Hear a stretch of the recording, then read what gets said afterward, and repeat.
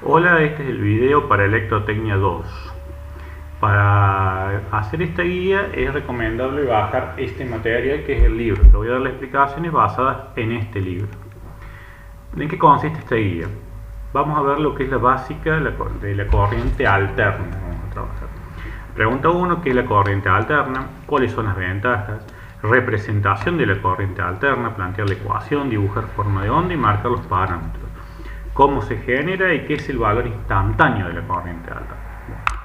Para eso nos descargamos este libro, vamos al índice, nos fijamos, buscamos el capítulo 12 que dice corriente alterna, que está a partir de la página 109 del libro, que la página 109 del libro es la 119 del PDF, porque recuerden que está el índice que en el libro no lo incluye la numeración, y empieza diciendo acá, bueno, cuáles son los objetivos, y el primer punto dice cuáles son las ventajas de la corriente alterna.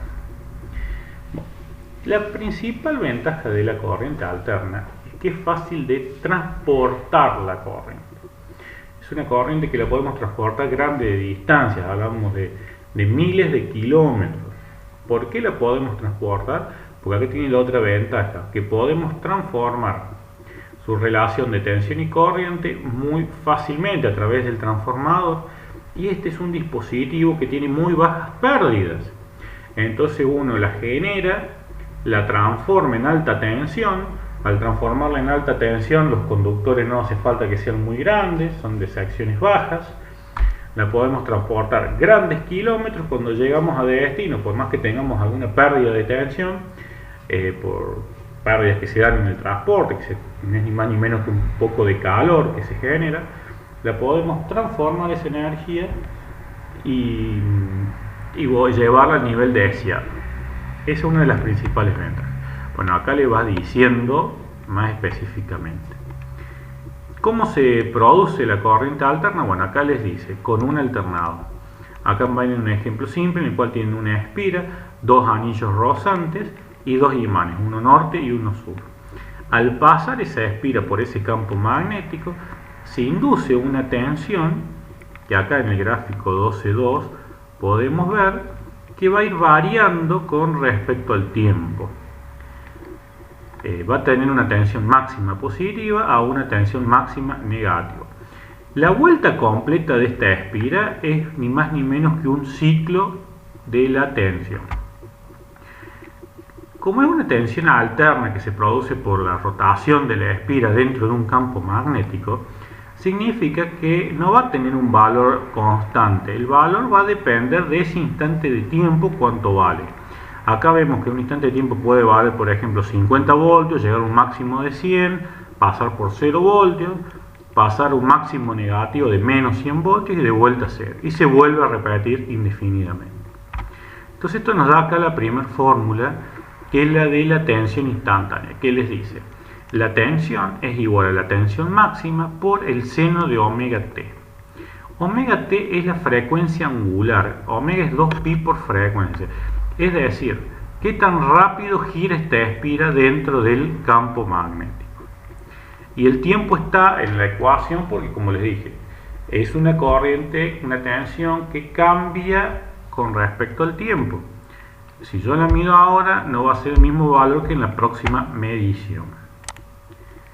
Después, acá dice, bueno, acá le estoy diciendo también cómo se genera el punto 12.2, la producción. Acá tienen todos los gráficos que les va explicando. Y acá le muestra, en este gráfico, compara la rotación de la espira con respecto a la tensión que se va generando. Que eso se va a volver a repetir. Acá tienen otra forma de definir la tensión, como la tensión máxima por el seno de omega t.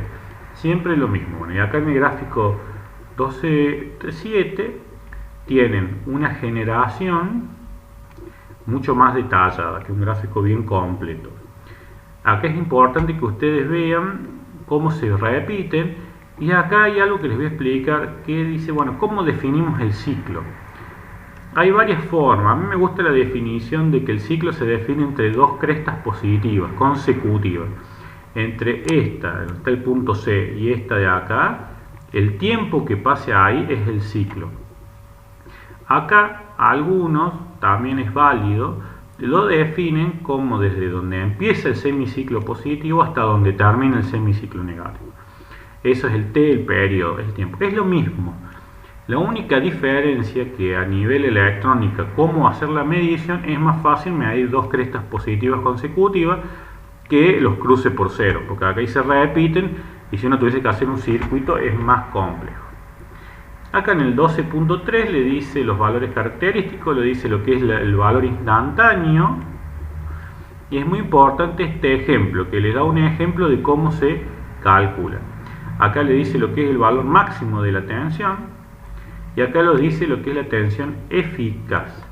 La tensión eficaz es como para decir, bueno, es comparar esta tensión alterna a cuánto sería la potencia que se obtendría con un sistema de tensión continua. Es como para hacer una comparación. Entonces siempre lo que nos brinda EPEC es tensión eficaz, no es tensión pico. Para que se den una idea, los 220 voltios eficaces corresponden a 311 voltios pico. Si ustedes reemplazan acá en esta ecuación 311 dividido raíz de 2, le va a dar un valor cercano a 220 voltios. ¿Por qué les hablo de un valor cercano? Porque en la práctica, por ejemplo, las casas que están más próximas al transformador a lo mejor tienen 230 voltios y las más alejanas pueden llegar hasta 180 voltios. Por eso es que es un valor tentativo. Bueno, este es más o menos la guía. Recuerden que tienen que tener un alcance mínimo de 2 hojas, que son 4 carillas, y es manuscrita. Cualquier duda me pueden ir preguntando.